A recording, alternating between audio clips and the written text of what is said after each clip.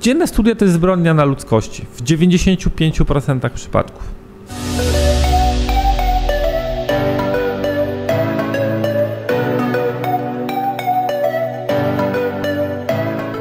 Pan Kuba twierdzi, że studia są okej, ale bardziej na zasadzie poznawania ludzi, poznawania społeczności, wyjechania. Poznawania dziewczyn. Jeszcze dwie informacje. Pierwsza, jechałem tu nastawieniem, że będę was namawiał do nie pójścia na studia i rzucania studiów, i robienia biznesu. Niestety boję się, że jeszcze na tą uczelnię wrócę i zrobię jakiś doktorat, także jestem załamany. Druga ważna sprawa, Damian się nagadał, jaka ta szkoła dobra, a nie powiedział o najważniejszym, że poznał tą miłość swojego życia. No tak, to jest aspekt, który tak naprawdę przeważa w tych plusach tutaj uczelnianych. Tak, że można żonę poznać. Pewnie można, tylko nie wiem, czy przeznaczanie 5 lat na to, żeby poznać żonę czy męża, czy nie lepiej zainwestować 1000 zł w kurs podrywania. On jest doświadczonym człowiekiem, jest od 18 roku życia gania, tak? Próbuje coś zrobić, szkołę językową, markę odzieżową, coś tam jeszcze. Dlatego to jest wiarygodne. Ja jestem człowiekiem duchowe połączenie. Tam on mówi o tym, że to ma tylko sens w niektórych kierunkach i tu się zgadzam, bo medycyny rzeczywiście w obecnym systemie nie da się zrobić inaczej niż na dziennych studiach, a medycyna przy starzejącym się społeczeństwie ma sens. Poza przypadkiem medycyny ja mam bardzo duże wątpliwości, czy to jest na tyle warte, a i tak my mamy lepiej niż na zachodzie, bo ci ludzie zazwyczaj nie wychodzą absolwenci z kredytem dużym, bo się ze względu na ceny i system to wygląda tak, że się da zrobić bez kredytu studia. Da się. 10-15 tysięcy złotych się poratować, a to jest coś, co możesz w rok odrobić.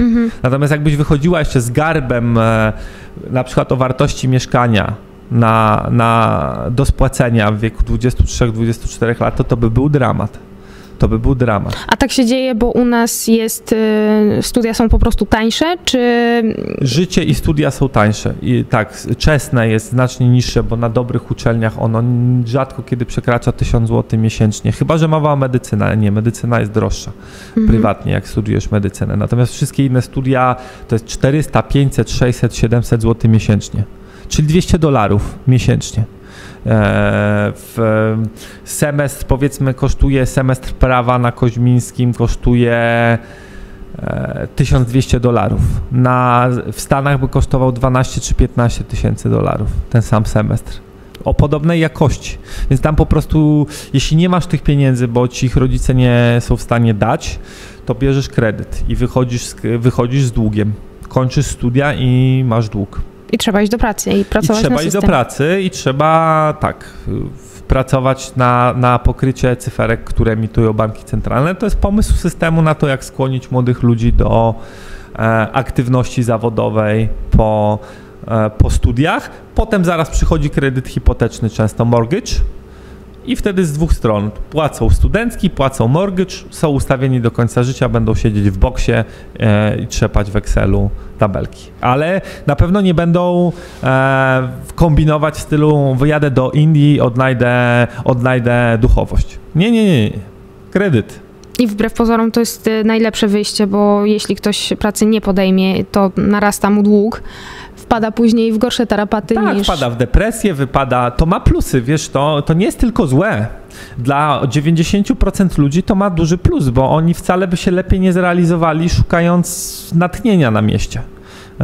Dla nich to, że oni pójdą do pracy i będą w sumie zmuszeni pracować, będą mieli pewnego rodzaju nóż na gardle, sprawi, że oni będą lepszymi ludźmi, wiesz? Bo to nie jest tak, że wszyscy są stworzeni do bycia duchowymi artystami poszukującymi sensu życia. Dla 90% społeczeństwa życie w stylu praca, studia, kredyt nie jest zła. Oczywiście tam będą po drodze, jeśli będzie światowy kryzys finansowy, będą po drodze wiry, będą problemy, będzie pod górkę, będą się rozpadać małżeństwa, będą ludzie zapadać w depresję, niektórzy skończą ze sobą, oczywiście, no ale takie jest życie. Ale mimo wszystko fajnie jest pójść na studia. Fajnie ze względu często właśnie na te kontakty, bo tylko, tam że poznajemy... jest w ekonomii takie coś jak koszt alternatywny. Jestem na studiach, to nie jestem tu. Nie wiesz, gdzie byś była i co byś robiła? Nie wiesz. w tym przedziale 20-25 dla uproszczenia, gdybyś nie była na studiach dziennych. A może byłabyś gdzie indziej. Czyli co, lepiej szybciutko zrobić gdzieś jakieś zaoczne studia, żeby mieć ten papier, bo pracodawca tego wymaga? Tak, w korporacji jest coś takiego, że nie wyjdziesz poza pewne stanowisko, jeśli nie masz wyższego wykształcenia, bo są zasady korporacyjne. W większości korporacji o tym mówią. W niektórych korporacjach jest to pisane, jest autentycznie to w jakiejś ich obiegówce, regulaminie czy czymś, ale gdzieniegdzie tak po prostu jest. HR-owcy to wiedzą, że tak jest i no nie wyjdziesz poza pewne stanowisko. Handlowcem możesz sobie być, biegać, ganiać może. Natomiast jak przyjdzie do zarządzania ludźmi, do zarządzania projektami, do wyjścia gdzieś dalej, bez studiów nie zrobisz tego. Z tym, że nikt nie wnika, czy one były dzienne, czy zaoczne. Nikt. Mają być. A według Ciebie jaki będzie teraz trend, że powoli będą rzeczywiście odchodzić te studia dzienne i jakby bardziej ludzie zaczną stawiać na pracę i na rozwój osobisty? Nie sądzę, bo ludzie dziecinieją od internetu i przez to, że dziecinieją, i będą chcieli jak najdłużej być dziećmi na tak, studiach. A studia dzienne niewiele się różnią od liceum. Tak jak gimnazjum się nie różni wiele od liceum, to trochę się różni. To studia dzienne się nie różnią wiele od liceum, bo też wszyscy nie pracują, też są trochę traktowani przez wykładowców jak dzieci, tylko duże. Też no nie różnią się wiele. Dzienne studia to jest zbrodnia na ludzkości w 95% przypadków.